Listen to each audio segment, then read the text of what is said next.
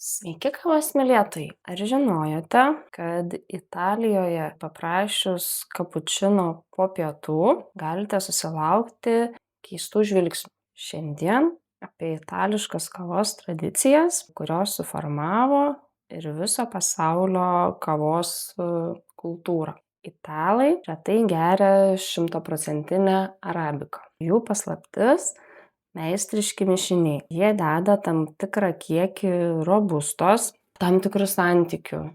90-10, 30-70, tam, kad išgautų tą tobulą kremą, tirštą putą ir šokoladinį skonį sodrų, kurio neužgožia net įpiltas pienas. Italijoje espreso tai ne lėtas gėrimas, o greičiau energijos gurkšnis, dažnai net stovint prie baro, tai ir bendravimo kultūra. Tik yra viena taisyklė. Italai kavą su pienu geria tik iki pietų, nes jie tiki, kad kava su pienu kenkia virškinimui. Italijoje populiarus tamsesnis skrudinimas. Čia jie neieško vaisių ar uogų natų.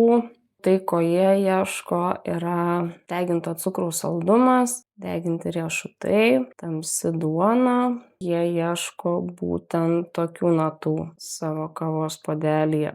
Tai kava su charakteriu, tai kava, kurioje jaučiasi jėga. O jeigu ir jūs ieškote itališko stiliaus kavos, užsukite į mūsų internetinę parduotuvę kavosepas.lt ir atraskite mūsų mišinius Akira ir Aiko, kurie būtent ir yra itališko stiliaus.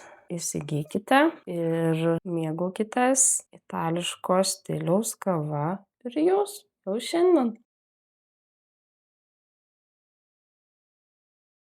Ir piešinukas.